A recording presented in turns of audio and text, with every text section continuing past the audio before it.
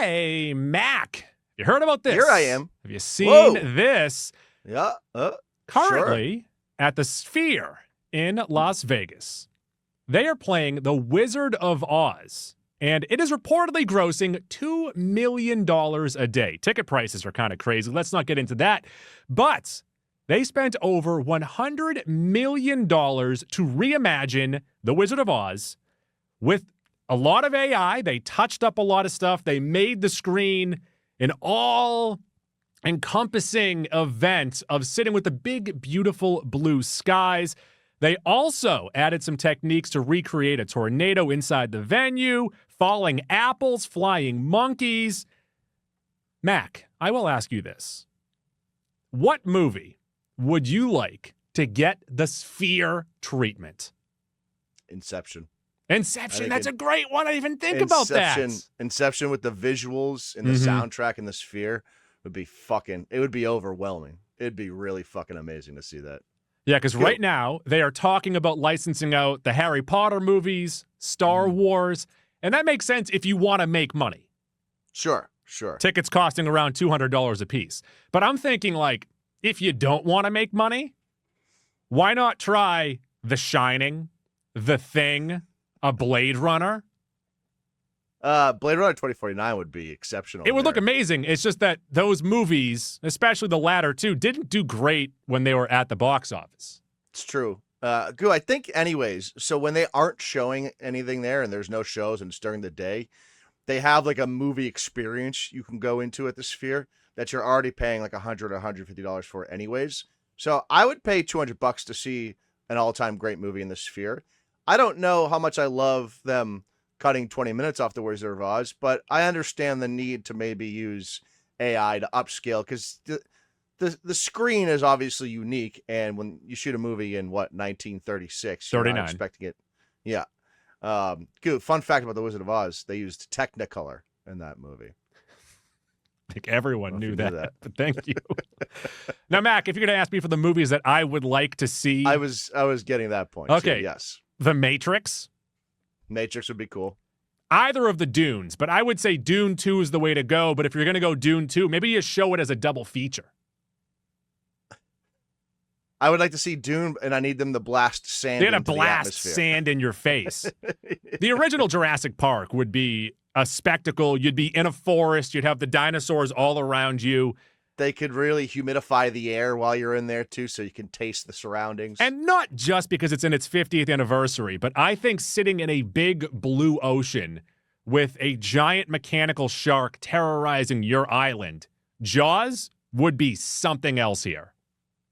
Yeah, so we just watched Jaws in my dad's backyard on a big projector screen a couple weeks ago in celebration of its 50th anniversary, and it was awesome. It was awesome watching it outside, and you've been to my father's before. There's a small body of water back there. It adds to the scene. You know, there's a nice little stream running through the backyard. So, not to get too inside baseball here, your father's backyard is chaos. That's a good term for it. It's a lot going on. We're actually tomorrow night, Goo, we're going to watch Grease there. About that? Yeah. Wow. So if you want to come on down and watch Grease, you're more than welcome to. Mount Rushmore right now, emergency. And you can tell me, Mount Rushmore to you could be Five Faces. We're going to get there eventually. But okay. I'm going to ask you 4 songs that you are going to sing along with while you're there. Summer Lovin'. Yeah. Sandra D. Mm-hmm. Look at me, I'm Sandra D. Yeah, we know the song, Mac. I know. Grease Lightning, I think, is overrated. I'll tap my toe to that one. The chicks will cream, though. You're the one that I want. That's 3. That's 4. Oh, you're right. That's 3. I didn't name Grease Lightning. Yeah. I don't know. What would you? Those I think would be my top 3. What am I missing? The best song that does not get enough credit is "Stranded at the Drive-In." It's okay. What do you mean okay?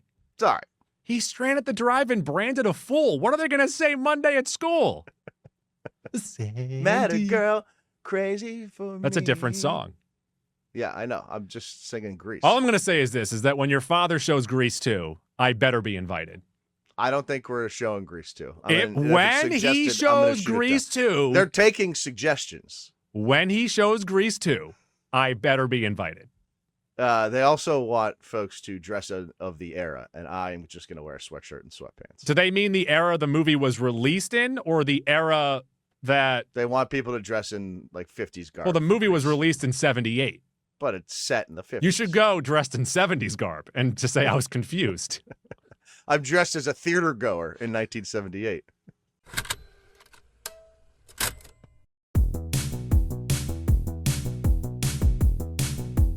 One goo, three, yeah. Goo. Jaws 3. Goo. King of Queens. Goo. Meryl Streep. Entertainment. I'm Goo.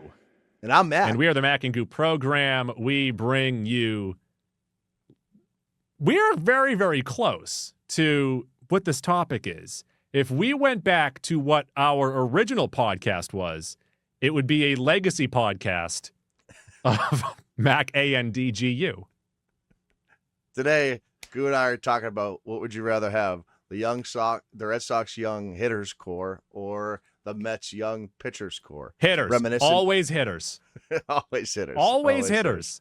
Pitching The last is so time the Mets had the unpredictable. pitchers, Syndergaard, Harvey, and whoever else, my God. they imploded after a couple years. You know? Jacob deGrom. DeGrom. Yep. Yeah. That was the other one. They also had, who was the lefty they had? Was it Matz at the time? Let's not get too deep into this. We're getting I too think you're weedsy. right. Who was Yeah. the number 4 pitcher in the Mets 2015 rotation? Cubs won the World Series. So Cubs credit won to the World Cubs. Series. Mets lost in the NLCS. Also, we started this Wait, did they lose in the NLCS? The Mets were involved. They lost to the Cubs. I don't care. I'm pretty sure. We started this podcast in 2015. October or September. Of October of 2015. So look for us to mention that every episode in October. It's our 10-year anniversary. 10-year anniversary. And for our 10-year anniversary, Anna's Taqueria has $3.50 burritos yesterday. Which, in honor of it. not going to lie, that's kind of what they're worth. They have gone drastically downhill over the last 20 years. In Not 2006, Anna's Taqueria was peak. Now Yep. it's dog food. It is. I had my son, he ordered a chicken burrito from there a couple years ago. Tasted like gasoline. Yeah. It's disgusting. And you didn't ask for gas sauce, did you? I didn't ask for the gasoline. It was an option. I didn't do it. You might have hit the Daddy Yankee button when you were That's what I little. did. Hell yeah. Hell yeah. Mac, what is the topic today? Today, we are discussing legacy sequels. Now, we are in, I would say, a decade or 15-year span here, or even 5-year span, really, where we have gotten an ass ton of legacy sequels. Movies that were made based off how popular a movie was in 1987 or 1994. And just because of that and the lack of ideas floating around Hollywood, we're getting sequels to all of those movies. Name the movie from that year, we're getting a sequel to it. And I would say, off the top of my dome, I've really liked like 4 or 5. That works for me. And everything else has been not great, Bob. Because Not we great. are tearing today in honor of Spinal Tap 2, The End Continues. That is getting a limited release this weekend. You can see it in Boston if you are from the area. And because we have a lack of ideas, that's what we're doing. I also had no idea this sequel was being made and coming out until Goo texted me 3 days ago. And I said, what is this? I will say this, though, is every time that I see the turns up to 11 scene, the comic timing of why don't you just make 10 louder and the pause, no, this goes up to 11. That might be the perfect movie moment. All time. It's all time. The subtlety of it is incredible. Now, Mac, would you care to tell me what a legacy sequel is according to Reddit user Tom Birkenstock? Well, nice sandals you have, Tom.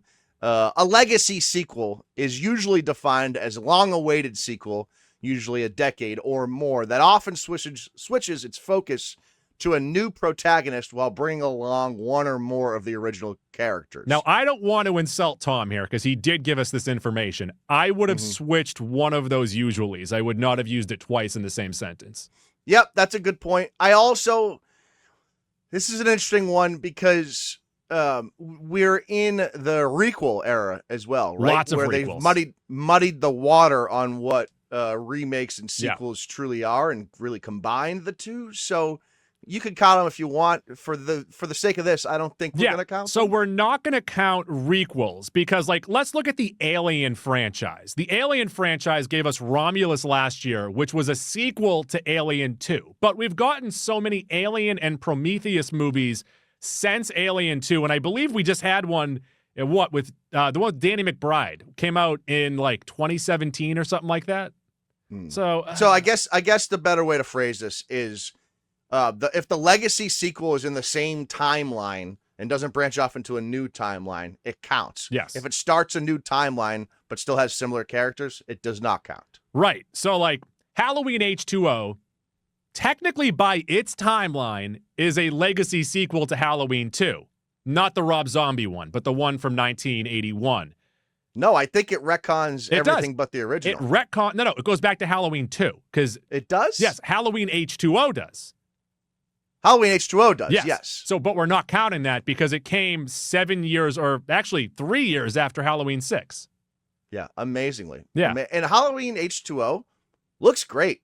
Halloween 6 looks awful. I don't know how they shot Halloween 6. That's like Potato, the I Married assume. with Children versus Friends thing. Married with Children overlapped with Friends for like 5 years. One show looks like it was shot in the 20th century. One looks like it was shot in the 60s. Legacy prequels are not being counted here. So James Franco's Wizard of Oz, not on here. Regrettably. I know that you've forgotten all about James Franco's Wizard of Oz. Yes, I have. Also, sequels that were meant to come out right after the original, like, say, an Avatar 2, I don't think we're going to count those. No, I wouldn't consider it a legacy sequel. It was just a sequel that took a generation Really long to come time out. to make. And Yes. Yeah. the what happens in the movie is like right after the first one, right? I think. Yeah. Yeah. We will now consider that. Also, because they're television shows, we're not going to count them in this movie tiering. So, like, Yes. TV shows are out. But TV shows are shout out Cobra Kai, King of the Hill, and X-Men 97.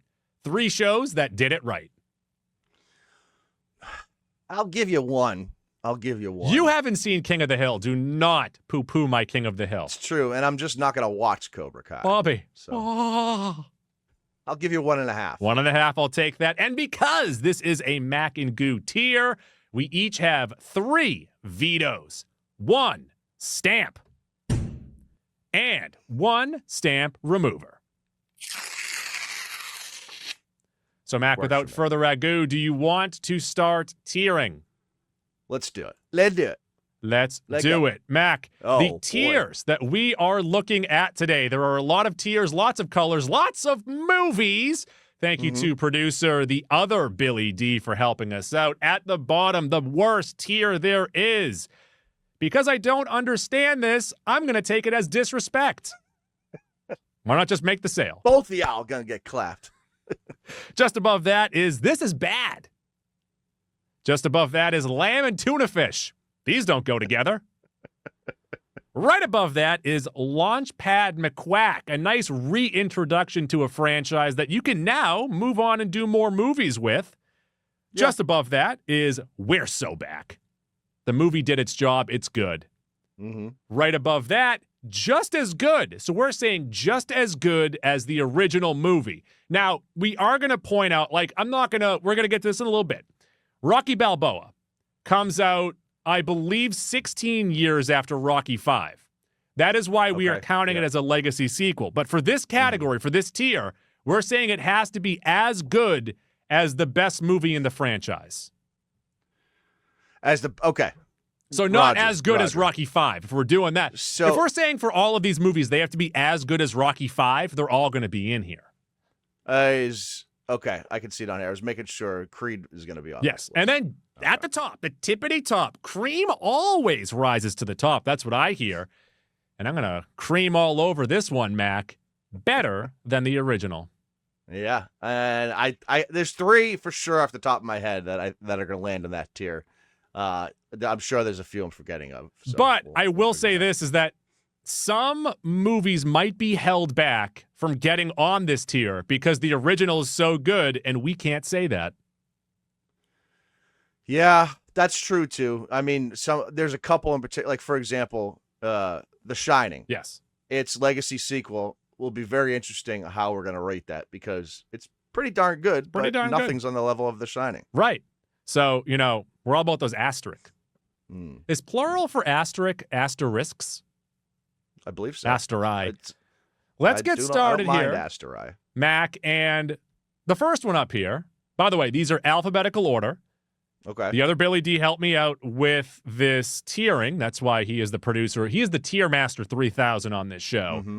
Mm-hmm. And the first one up here is one that he put on here. And I'm going to take his disrespect because I don't know what it is. Have you seen this? What is it? It is 2010, The Year We Make Contact. It is a legacy sequel to 2001, A Space Odyssey from 1968, coming out 16 years after that movie. And me having no idea what this movie is, it only got mixed reviews.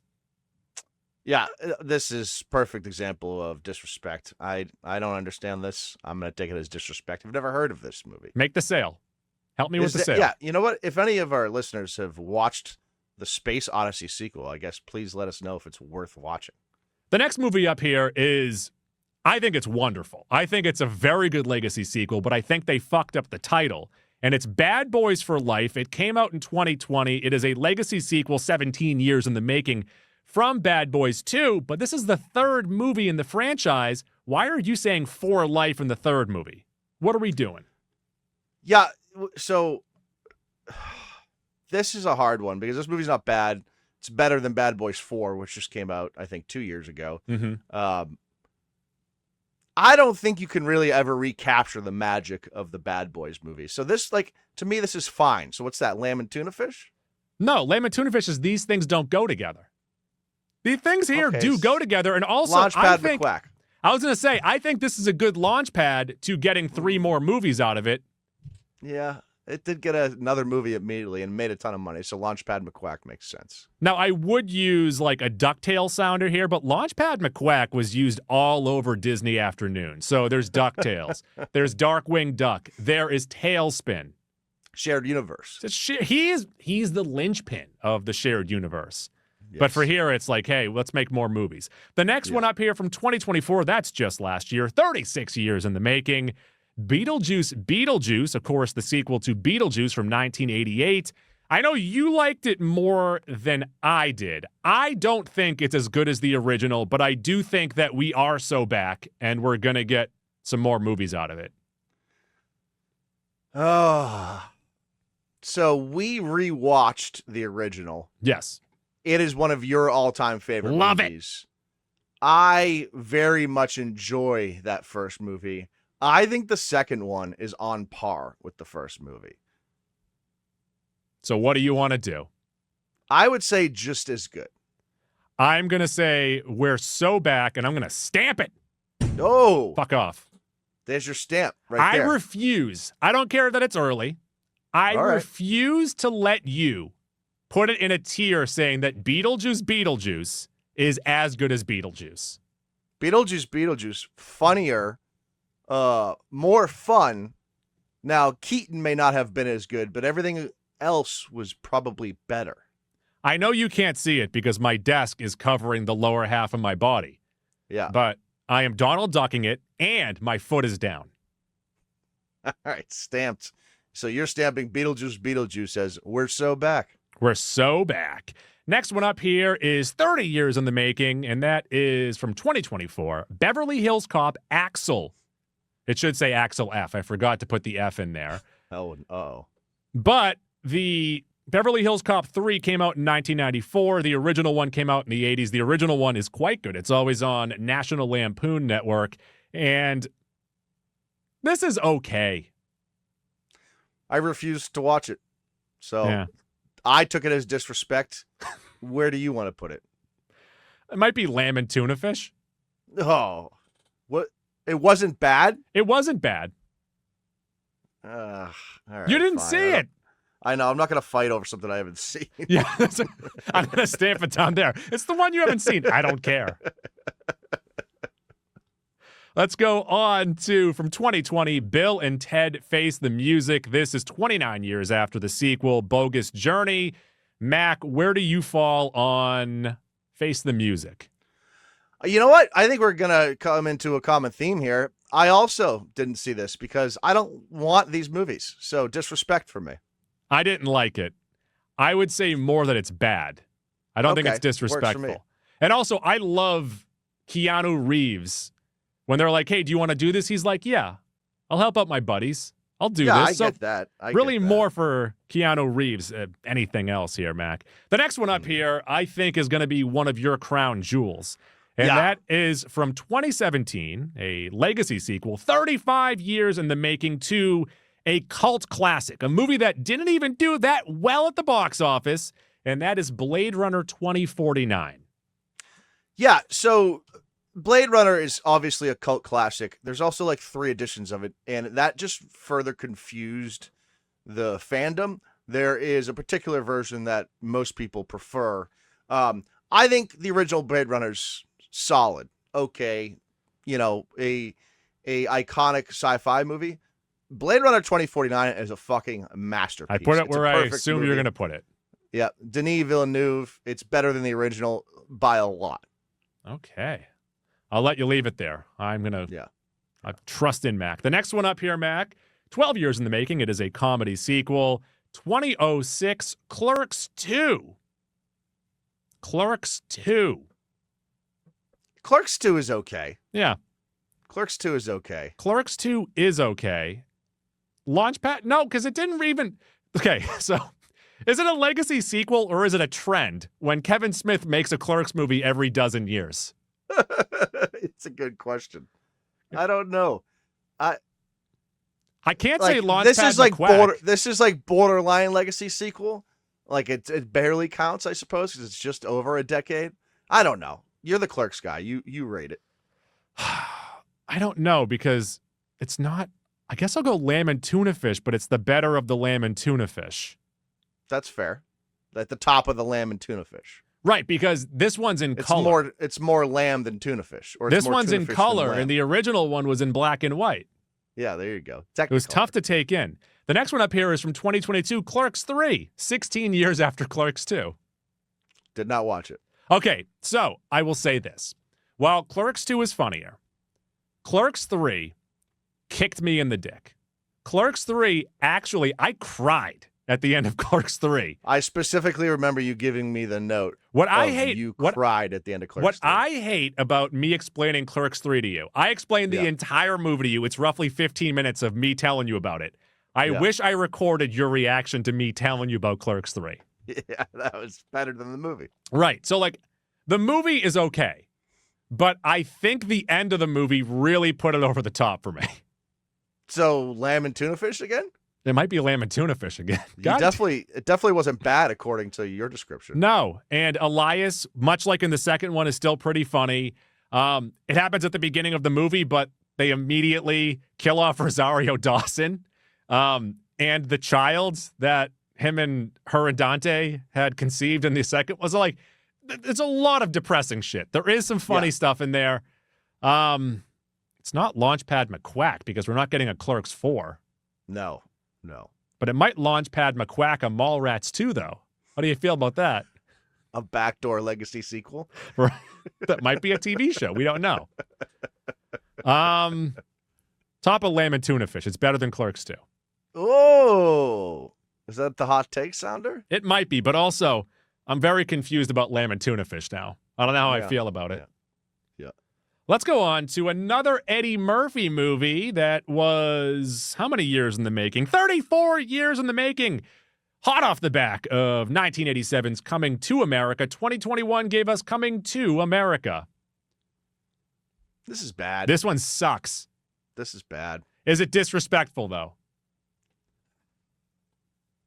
At the time, I wasn't super disrespected, only because we were coming out of COVID year, and we sort of were like, okay, I'll watch anything. It's bad. Back from 2015, sorry about that. 9 years in the making after Rocky Balboa in 2006, Creed, starring Michael B. Jordan. I think I think Rocky and Rocky 3 or Rocky 4. Rocky 4 is You're just saying Drago. numbers now. Yeah. The two best Rockies. Very good. Mhm. Very good movies. Creed is better than any Rocky movie. So I Better think than it's the original. arguably, and this might put it at the top, I think it's arguably the best Rocky movie. I think you could fight me with Rocky 1. You could fight me with Rocky 2. As movies. Now, you could tell me Creed's that better. Rocky 3 and Rocky 4 are wildly entertaining, and I'll say, yes, they are. Yeah. Yeah. Rocky 5, one of the worst movies ever Mhm. made. Rocky Balboa, just kind of meh. Yeah. Creed, legitimately fantastic. Great Great movie. I'll go better than the original. I'm I with think it you. is. I'm think it with you is. there. Yeah. Especially that's a tall task. The two that we've put up there, 2049 and Creed, were two of the three that came to mind immediately. Now let's look at one of the most disappointing movies maybe ever. 2014, Dumb and Dumber 2, spelled T-O. 20 years after the original one from 1994. I'll take this as disrespect. Bob Saget is hysterical in this movie. Okay. Downright hysterical. And that scene in the bathroom killed me. Outside of that, the movie's pretty fucking bad. The movie's pretty bad. So I don't know. I had a legitimate laugh during the movie, so I don't know how to rate that. So there's also a big difference in the feel of the movie. This one feels mean-spirited. It does. That is true. And for that, just want to say bad? Okay. Yeah, I don't know. Maybe it is disrespectful. I don't know. I don't know. We can move I don't stuff know around anything. later on, by the way. Yeah. Maybe once we see everything up there, we'll move some stuff around. Okay. The next one up here is actually pretty good. A real sleeper hit, if you ask me. Ooh. 2019's Dr. Sleep, 37 years after The Shining. It's not as good as The Shining, so it already... it's not as good as one of it the only 5 has a greatest horror ceiling. movies ever. Yeah, the ceiling is We're so So it, Back. Yeah, exactly. And I do think it's We're So Back because going into that, I was like, there's no chance this is even close to the original. And you know what? It got as close as a movie could get to The Shining. I think that movie's pretty fucking good. What's her name? Oh no. I know her name. I love her face. She was in the Mission Impossible movies. She stars in Silo. What is her face? Rebecca Ferguson. Becky Fergs. Yeah, Fergie. She's amazing in it. Ewan McGregor's great in it. It's a We're So Back faux show. We're so back. The next one up here is from this year, and I haven't seen it. Freakier Friday, 22 years after Freaky Friday, the Lindsay Lohan and Jamie Lee Curtis movie. Once again, I haven't seen it. I've heard good things. I also have heard good things, and it sounds like it could be a launch pad. Let's say a launch Could be a pad. Let's not get too high on a movie we haven't seen. Yep. It sounds like we're going to get, what's the next, how can we get freakier than freaky? Too Freaky, Too Friday. Well, no, that'd be the second one. Freakier Friday. Oh, Nailed it. Oh, crushed it. That came Freakier together Friday. nicely. Okay, Love we did that. it, guys. Should we end the Credit to us. podcast here? They stopped in the Fs. I don't know why. The next one up here, I fucking hated. And maybe I don't like this movie. I'm not the audience. Pixar, over the last dozen or so years, has an issue of trying to figure out who their audience is for their movies. This one, I think, geared too young, which that's not an issue for them. They make money off it. But 2016's Finding Dory, 13 years after Finding Nemo, I think it's bad. Yeah, it's sort of lamb and tuna fish, I think. It Because might it's be the like, definition of lamb and tuna fish. it's just like you took a beloved character from a movie and built a whole movie around it that became incredibly annoying like 5 minutes in. And you shoehorn in the two original characters from the original movie. It doesn't go together. This is lamb and tuna fish. Yeah, agreed. This is absolutely lamb and tuna fish, which is tough because I have two movies in there that I don't mind and then a movie that I hate. Hmm. What a conundrum. How about Gladiator 2 from last year, 24 years after Gladiator? It was okay. It was enjoyable. Okay. So it wasn't bad, but man, does it fit in Lamb and Tuna Fish, or is it bad? It's not Launchpad, right? It's for sure not Launchpad. I think, in fact, it killed any ideas of continuing to operate in that timeline. I'll say Lamb and Tuna Fish. All right, let's go Lamb and Tuna Fish for now. Lamb and Tuna Fish on Gladiator 2. Yeah. This next one, although it has launched us into sequels and probably a trilogy, Ghostbusters Afterlife, 37 years after Ghostbusters 2, but wait, are we counting Ghostbusters 2016? Ghostbusters 2016, I think, was... It's a new continuity because it's the Kate yeah. McKinnon one, Mhm. and the original Ghostbusters are in it, but they play different characters. Yes, so that we're not Throw it gonna do that. away! Afterlife was disappointing, but Okay. it made a lot of money. It's oddly Launchpad McQuack, but I think it's bad, and I Yeah. think the sequel is bad. So the bottom of Launchpad McQuack. And you and I also, Stranger Things has done this, and there's a Stranger Things character or actor in that movie. But we got into this pattern of like reviving, and it is a very 80s thing, like these kid quests, Yeah. And it just gets old. And then they got very old in Ghostbusters Afterlife. All right, the next one up here is from 2018. It is Halloween. The previous Halloween movie that came out was Rob Zombie's Halloween 2 from 2009, not to be confused with 1981's Halloween 2, but it was the sequel to the original Halloween from 1978, which is not to be confused with the Halloween remake from Rob Zombie and this specific movie. So it's the first in the original sequence since Resurrection that came out in 2002, but it's also a requel that goes all the way back to 1978's Halloween, not to be confused with Rob Zombie's 2007 Halloween and this Halloween. All right. We're talking about the McBride Halloween movie here. Yes. And it only jumps off the first movie or the second Only movie? the first movie. Okay, that's what I thought. I knew that, and you confused me by just going But through that also, spiel. because it does include that first movie, and it's still the first in the since the lineage ended in 2002. Gotcha. It's really the first since Resurrection. Okay. All right. So technicality, maybe it shouldn't be on here, but it is. So this is Launchpad McQuack to a T. Quintessential Launchpad McQuack. Yeah, it Top. was solid, good enough that we were looking forward to the rest of the trilogy, and then it got substantially worse in the second and all-time bad in the third. Yes. Like at first, you could have said, we're so back. And maybe if the sequels, if they paid off, maybe we are so back. But the sequel sucked, and you say the first one's a good little Launchpad McQuack. But Well, you know what? And it's hard to compare because the only attempt at a sequel to The Shining is Dr. Sleep, and we've had 10 Halloween sequels. But Dr. Sleep is much better than the Halloween requel. yes. Mac, in 2025, the year of our Lord, Happy Gilmore 2 came out. This came out 29 years after Happy Gilmore 1 in 1996. Lamb and Tuna Fish. Okay, I was gonna go this is bad, but there was like 3 good scenes in the movie, so I'm okay with Lamb and Tuna Yeah, but Fish. how do you feel about, like, cameos? Like, Cameo of the movie. and, like, the second act is kind of fun.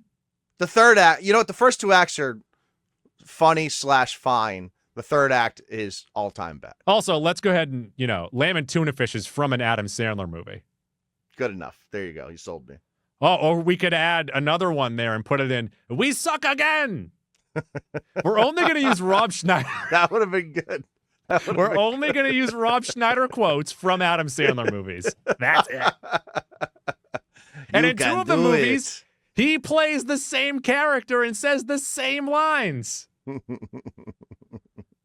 Playing a carrot. In 2022, Hocus Pocus 2 came out 29 years after the 1993 occult classic. Mac, I fucking hated this movie.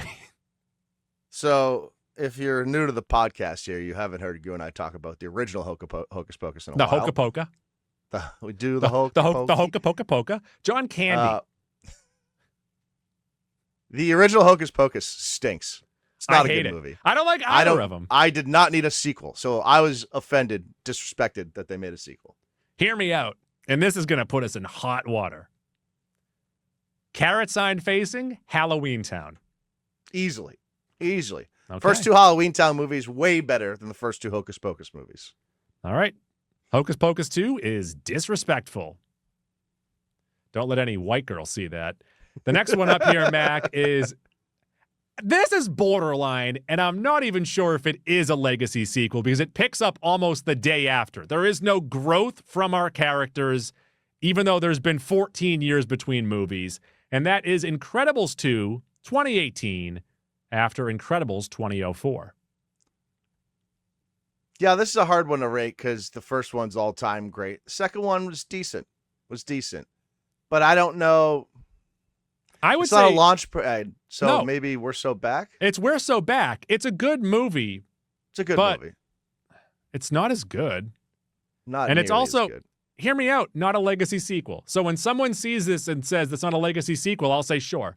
But by definition, if you ask enough. Reddit user Birkenstock McGee, it is. Yeah. And Birkenstock McGee, he runs the show. Yeah, he fights people over this stuff. Let's go on to 2016 when Independence Day Resurgence came out 30 years. Nope, 20 years after Independence Day from 1996. No Will Smith, big problems. Big problems. I will say this is the type of movie that I'm okay with legacy sequeling. It's in that Top Gun range, right, where the first movie no one took all that serious, as fun or as Welcome good to or Earth. successful or lack of successful it was. It's just in that weird operation where you can fuck around in the Independence Day world if you want, and it's not going to bother me. This movie's not good. It's bad. This movie's though. not I'm going good. to put it in, it's bad. Yeah, but I'm okay with the attempt of a sequel here. Let's go on to one of your favorite movies of all time from 2008, 19 years after The Last Crusade. Indiana Jones and the Kingdom of the Crystal Skull grace the screen. I know I'm in the minority here. Kind of liked this movie. Kind of liked it. In 2008, I watched it and I said, I enjoyed that movie. Was Now- your favorite part him swinging in the jungle with the monkeys? With 17 years of retrospect and being able to take in other people's opinions, I recognize the issues with it. It's not a launch pad because nothing came out right afterwards. If you asked me in 2008, I would have said We're So Back. I think it fits appropriately into the lamb and tuna fish. When Mac was walking out of the theater, someone from Disney actually said to him, hey, so what do you think of this movie? And Mac just goes, we're so back. So back. It was on the Signed DVD Shia cover. up for a 3-movie deal. It was weirdly on the DVD cover. It said, we're so back, signed Shia up for 3 movies, Mac. I'm a Shia guy. We're coming off Disturbia, Eagle Eye, this, Transformers. He had a hell of a run in the late 2000s. Absolutely. Let's go on to the next Indiana Jones movie that came out 15 years after Kingdom of the Crystal Skull. Wait, I didn't put this on the tier. Where did I? Lamb and Tuna Fish? Yes, lamb and tuna fish. After Clerks, though. The next Indiana Jones movie, I think, sucks. Yeah, I refuse to watch this one out of solidarity for Crystal Skull. So it's worse than Crystal Skull, right? So It I is? think it's a little bit better. But Oh, also, come on. But also, I have no conviction behind what I'm saying right now. You Okay. are super into fucking Crystal Skull. It's weird how much you like Crystal Skull. They were trying to hand Shia the mantle. It didn't work. In this movie, he rides a horse through the subway system. And then, spoiler You know what? alert, he travels back in time. Here's why they're on different tiers. They tried to hand the mantle off to Shia. It didn't work. You know that's better than, though, trying to keep the mantle going with a 90-year-old Harrison Ford. And every time that, like, he's like, hey, Indy, come over here, and you see him start to run, it then cuts away because he can no longer run. Right.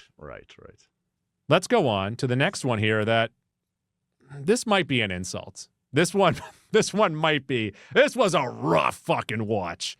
I'm a big fan of what Kevin Smith has done in the past, but when he gave us Jay and Silent Bob Reboot, which is a legacy sequel to Strikes Back, which is also a legacy sequel to all of his movies, 18 years later, although does it count as... Well, this is before Clerks 3, but I don't know. This is really fucking bad, though. I might have laughed once. Bad. It was pretty bad. You watched it, right? Yeah. Yeah. It's not good.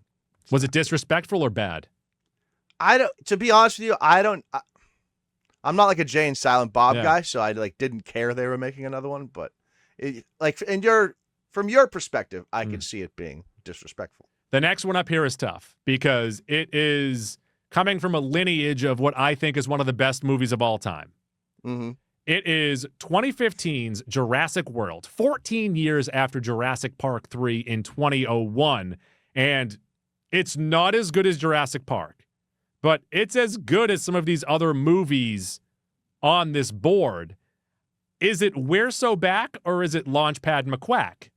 It's the second best Jurassic movie, according to me. So I think it's We're So Back. But it's lower than Sleep. Yeah, you're probably right. That Jurassic World's a fun movie. But Jurassic yeah, you're World probably is good. right. I went on the Jurassic World ride at Universal. Fun? Might be the third best Jurassic Park movie. Ooh.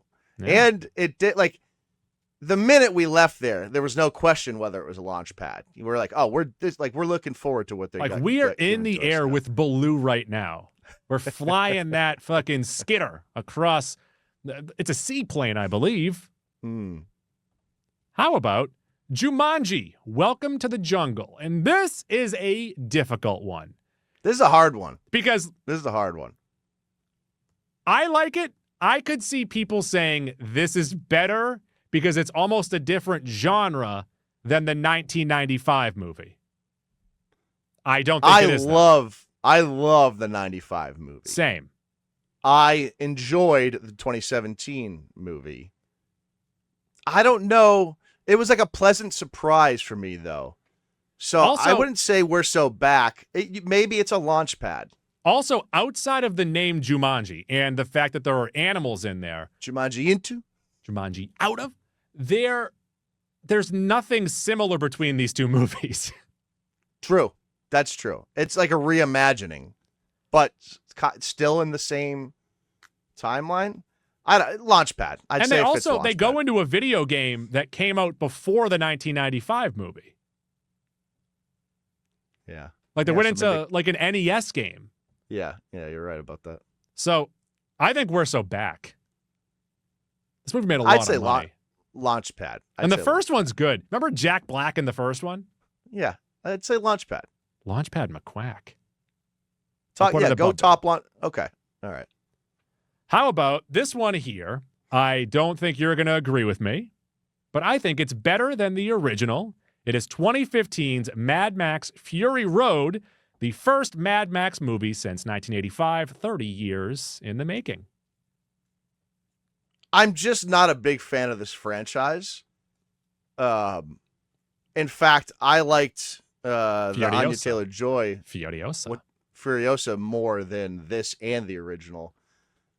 But all that said, I think they operate roughly in the same world, so I'm going to stamp it in just as good. Oh, you bitch.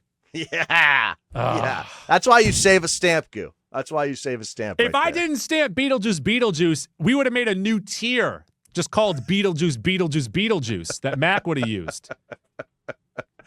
Mad Max Fury Road, I think, is worse than Furiosa, and I don't care if you like it more than the original. So just as good. You suck. The next one up here is a sequel a lot of years in the making. I'm not doing the math right now. The original one from 1964, the sequel in 2018 starring Emily Blunt. 54 years. That is top of the head math right there. Unless you're doing, do you have a Texas instrument right below you that you're hiding? No TI-83 or 4. All right. Well, Mary Poppins Returns. I never saw this. It got pretty good reviews, but also I think it's disrespect. How dare you? I know. I like Emily Blunt, though. And I don't think I was disrespected that they were doing it, but it's hard. Yeah, maybe it is disrespectful. I don't put it in disrespectful. Especially when Julie Andrews had her own movie at the theaters at the exact same time. That's a good point. She That's was straight in up disrespect. The first Aquaman movie. She played a sea monster. The great Julie Andrews. All right, Mac, I forget how you felt about this movie, but 18 years after the third Matrix movie, 2021, The Matrix Resurrections came out. This movie stinks. Is it bad or There's disrespectful? Well, The Matrix Revolutions kind of stinks, so... Yeah, but think there back was to no the expectations original for this. Think back to I the know. original. True. But there was a glimmer of hope. It could reignite what made the franchise special. Mm-hmm. So I won't say disrespectful, but this movie is bad. I'll put it right next to Bill and Ted. Let's go on to a movie that I just saw from this year, The Naked Gun, 31 years after Naked Gun 33 1/3, The Final Insult. Now, Mac, I've already mentioned this. I'm not the biggest fan of the first Naked Gun movie. This one has similar joke pace, not a ton of belly laughs, but a decent batting average on their jokes that they are spitting at us every 10 to 15 seconds. It might be as good as the original. Yeah, from the way you're talking about it, this is your Fury Road. Put it in just as good. This is my Fury Road. Let's go on to what is next. 20 years in the making after Rambo 3. Rambo from 2008. Mac, what do you think of this Rambo movie? So, First Blood, I think, is one of the greatest movies ever made. Yes.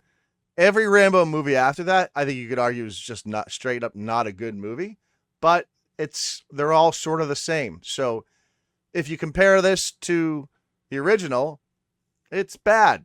If you compare it to all the sequels, it's probably, I don't know, I'm going to say line with them. I'm going to say it's bad, but this next one, Rambo Last Blood from 2019, 11 years after Rambo, this is hilariously bad.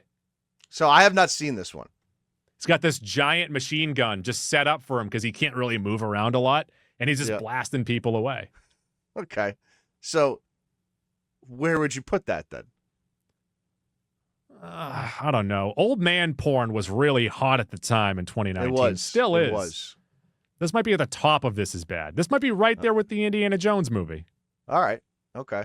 Same vein, I guess. Yeah. Neither can run. Both stand there and just do shit. In 1985, we got a sequel 46 years in the making. Return to Oz. Of course, the sequel to The Wizard of Oz. This is Nightmare Fuel. I haven't seen this movie. This is what I've been meaning to watch for a while. I guess I'll lean on you for this one. I feel like this is pretty divisive. Some people love this movie.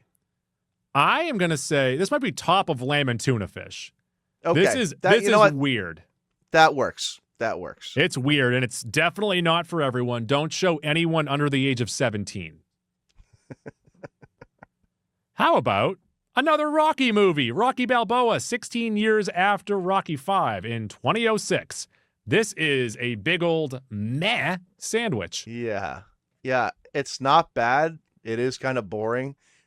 But it's honestly a little better as a movie than you expected based on Rocky V. Also, this might give us the best Rocky inspirational speech when he's talking to Emilio Ventimiglia, his son, about, life ain't all butterflies and kissing. Is that what he says? Biscuits? I don't know. Life ain't all butterfly and biscuits, No, what is he? What the fuck is it? Life sounded like the brisk version of Rocky. That's the best version. That one in the Babe Ruth version of in Brisk 2. I could go for a brisk. Do they still sell Brisk? I don't know. I haven't seen one in years. It's Brisk, baby. That's my Mick from the Brisk commercials. Who else was in a Brisk commercial? It was Rocky Balboa. It was Babe Ruth. So they got the two best athletes of all time right there. Greatest athletes ever. Yeah. Who else? Because it was like the cartoons. Yeah, Brisk? the claymation cartoons. So where does this one lie? They looked like celebrity deathmatch cartoons. Yes, commercials. So you got Rocky, You've got Lipton Prisk Puppet Compilation. I'm not here to read. Was Eminem in one? Oh, Eminem might have been in one. Eminem was in one. They had Frank Sinatra. That's Brisk, baby. Ozzy Osbourne did one. Oh, and Reggie Jackson. Hell yeah. Oh, yeah, I do remember Reggie Jackson. I'll tell you right now, though, if Brisk wants to sponsor the podcast and turn us into weird, melting pieces of clay, I'm in for that.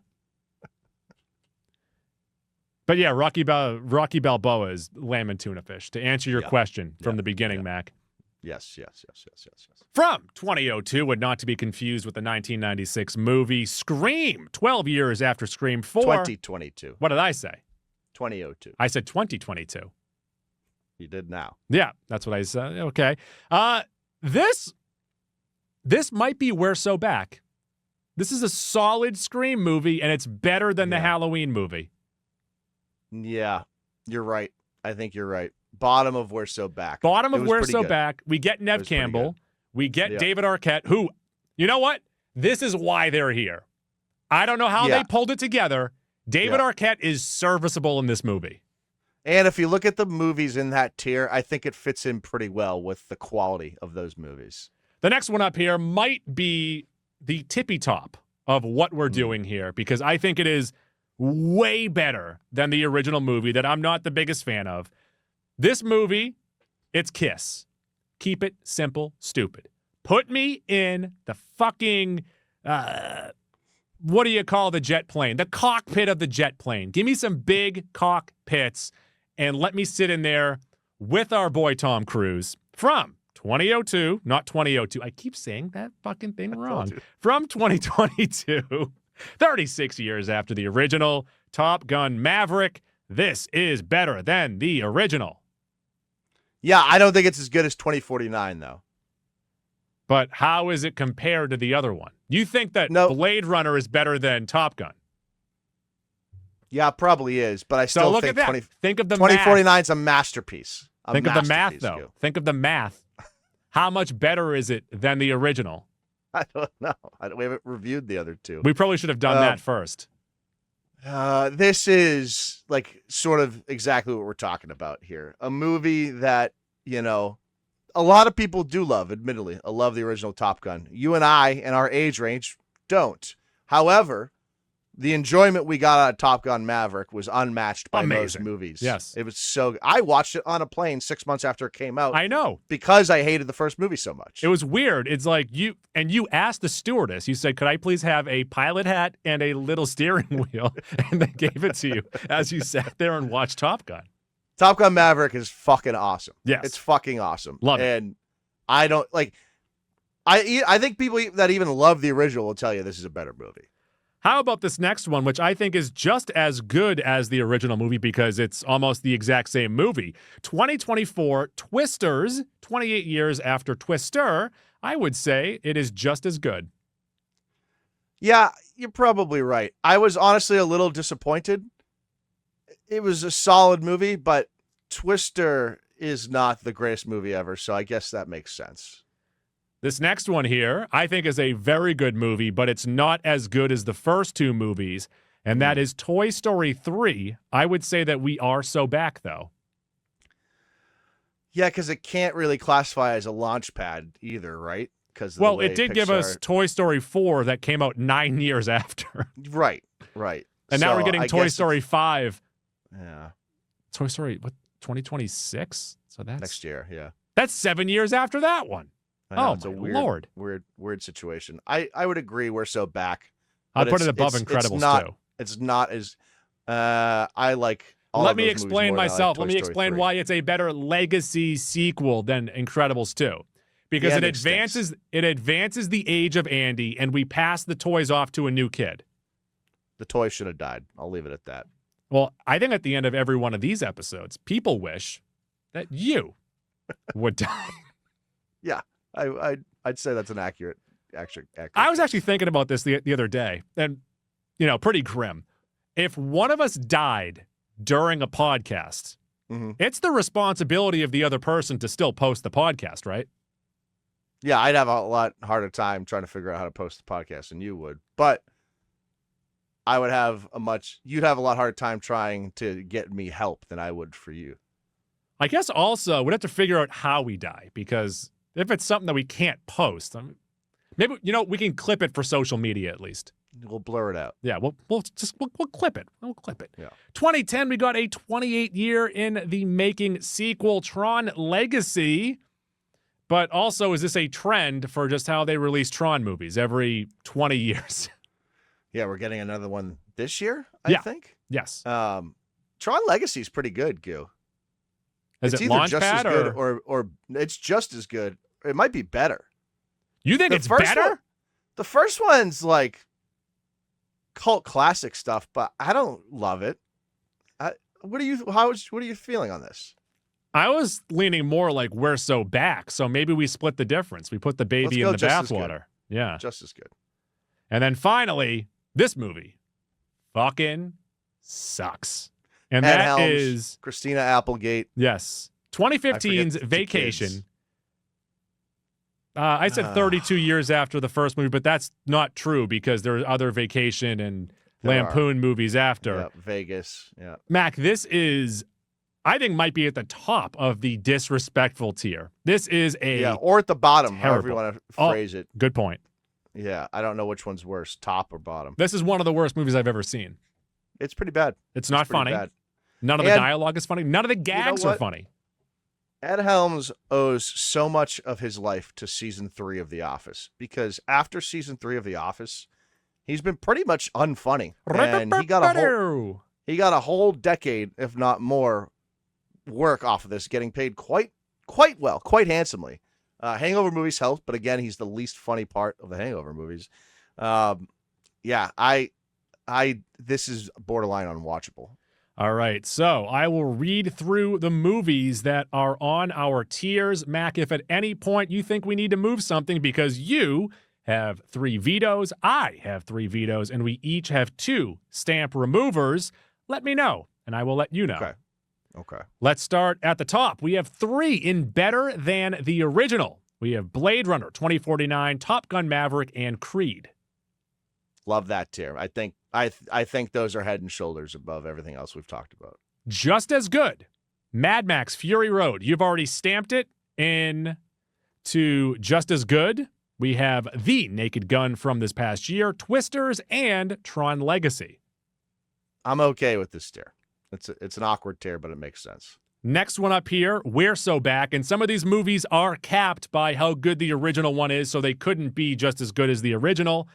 We have Beetlejuice, which I have stamped in this category just to get you off my ass.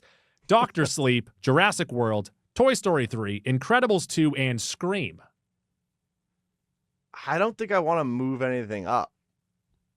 No. And I don't think it makes sense to move it. You could maybe move Scream down, but I like Scream enough to keep it where it is. Yeah, I like Scream enough to separate it from those Launchpad McQuacks. Yeah. You know what? You're right. It's better than those ones below it. How about Launchpad McQuack, which then started off a new franchise, if you will? We have 2018's Halloween, Jumanji, Welcome to the Jungle, Bad Boys for Life, Freakier, Friday 2, and Ghostbusters Afterlife. Afterlife might have to go down. Yeah, Afterlife stinks. I liked those other movies considerably more than I liked Afterlife. Yeah. And that's even without having seen Freakier Friday. We shouldn't give Afterlife that much credit. Yeah, it just made a ton of money. Yeah. is the whole thing. But according to you and I, Lamb and Tuna Fish. Now let's go to Lamb and Tuna Fish, which Return to Oz. Do we want to move that one up? That's not a launch pad, though. You're right. After that, they said we're never going back to Oz. Lock the gate. Clerks 3, Clerks 2, Ghostbusters Afterlife, Indiana Jones and the Kingdom of the Crystal Skull, which we are giving way too much credit to. It's getting a lot of credit, that's for sure. Axel F, Finding Dory, Gladiator 2, Happy Gilmore 2, and Rocky Balboa. But if Happy Gilmore 2 is going to be here, Crystal Skull is okay being here. Next category up here, next tier up here is This Is Bad. We have Indiana Jones, I Went Back in Time and Punched a Pie, Rambo, Matrix Resurrections, the latest in the Bill and Ted franchise coming to America, Dumb and Dumber 2, Independence Day Resurgence. What is the Independence Day here? Yep, Resurgence. There's a lot of Resurgence, Resurrections. Yeah. A lot of R's in sequels. Returns. Mm. Jay and Silent Bob reboots and Rambo. Dumb and Dumber 2 might have to go down, despite the one really funny scene. All right, I'm perfectly fine with that. Yeah. I'm in on that. So that's now at the top of because I don't understand this, I'm going to take it as disrespect. Yep. Okay. Okay, Dumb and Dumber 2, 2010. What is this movie called? The Year We Make Contact, only because I didn't know it was a thing. So that's definitely disrespectful. Also didn't know. Yeah. We have Hocus to Pocus up here. Just to shove it in you pumpkin eaters' faces. We go to Mary Poppins 2, which probably deserves a little more respect. I'm not going to lie. It probably You know does, what? But all right. Do it. Lamb and Tuna Fish. No. All right. It's not bad. I remember in the commercials, there was a scene. It can't be that bad. There was a scene of Bert from the original one. He's dancing on a desk. Yeah. So, all right, Lamb and Tuna Fish. Let's not insult Mary Poppins. Let's not do that. Oh, you know what? Okay. It got decent reviews. 79% critics, 65% audience. Lamb and Tuna Fish is fine. And then finally, maybe the most disrespectful of all of these movies. Yeah. Is starring Ed Helms, 2015's Vacation.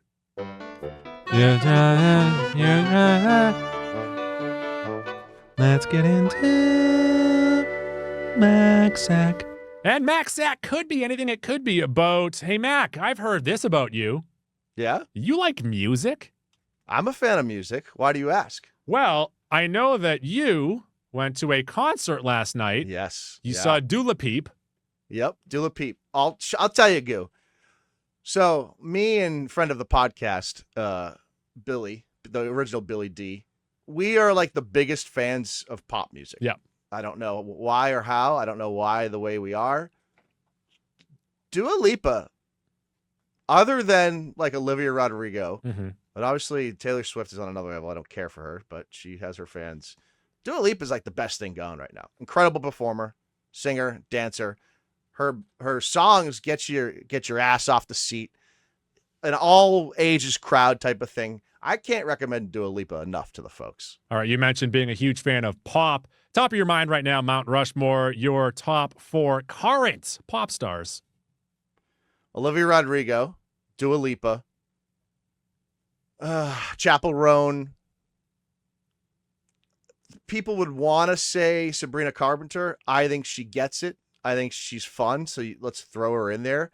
Personal preference, I would say Renee Rapp is making better music than Sabrina Carpenter, but Sabrina Carpenter probably deserves the nod. Another Mount Rushmore in your face, all-time pop stars. All-time pop stars. 4, please. Michael Jackson, Madonna. Do the Beatles count? Kinda. Some would call them rock, but I would say more pop. But they start pop, and then they go down a long and winding road, if you will. Oh. I guess throw the Beatles in there. Britney Spears. Fits perfectly on there. And then the final Mount Rushmore I'm going to ask you for. You go to a lot of concerts, Mac. The 4 best concerts you've ever seen. Oh, that's a great question. Jay-Z, Timberlake at Fenway in 2013 or 14. That's when they did the 2020 experience. It was incredible. Noah Khan live at Fenway Park last year, 2024. I guess live would be concert. I don't have to name the title of the album. That's from there. It gets muddy. I've been to a million Dave Matthews concerts. Throw that on there. Name your favorite Dave if you have one. Olivia Rodrigo is pretty good, and Chappell Roan opened for her. That might be up there. fuck it. I'll put Rodrigo on there. All right. Wow, what a big old Mount Rushmore that Mac has done for us. Mac, I almost died there. And if I did, you'd have to post this. Where can the people find us? You can find us on X and on Instagram at Mac and Goo Podcast. That's Mac Shift 7 Goo. That includes Facebook, Stitcher, TuneIn, CastBox, Spreaker, Google Play, iHeartRadio. We are on Spotify. More importantly, we're on Apple Podcasts. Get on there, rate, review, subscribe, 5 stars. If you do that, one of these days, maybe again, we will get. I don't know. We have to figure this out.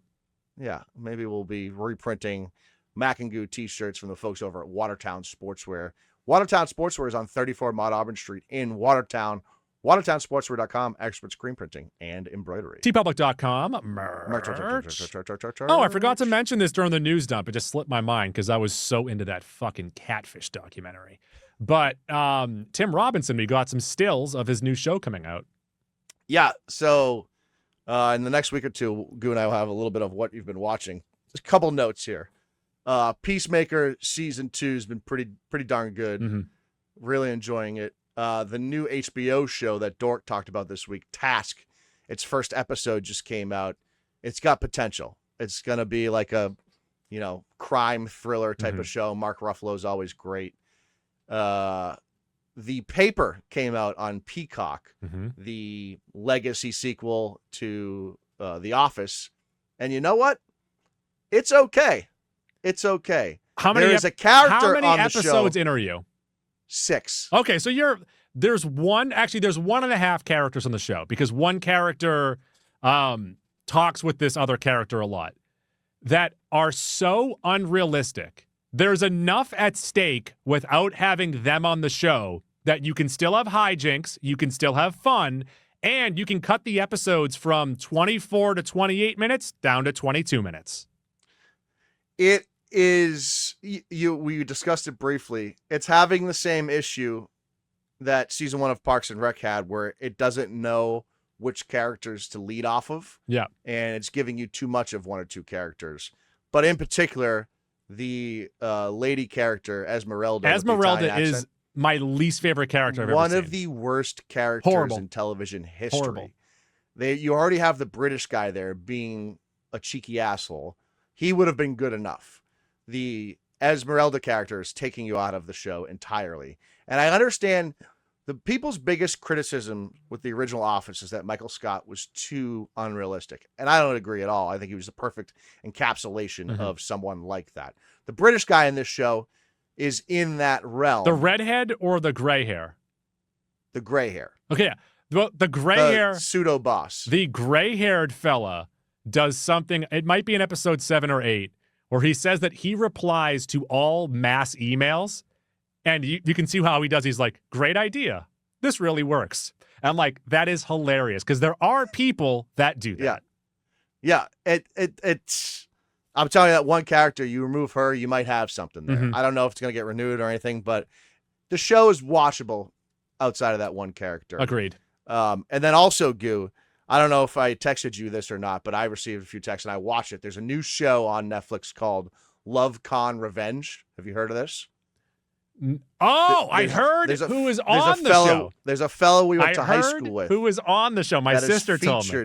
Yes. He graduated 2 years behind us. He was kind of a piece of shit then, but he was 16. So what are you going to do? I haven't seen this kid since he was 16. Yeah.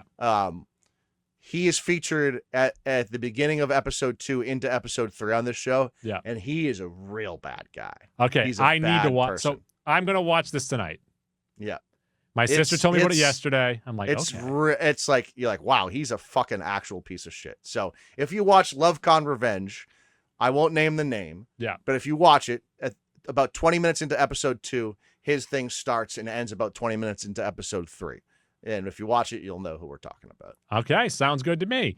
So that'll do it for this week on Mac and Goo. Check us out at the top of next week for a news dump. Tuesdays are Goose Days. I abuse kangaroos. Tim Burton. Bye.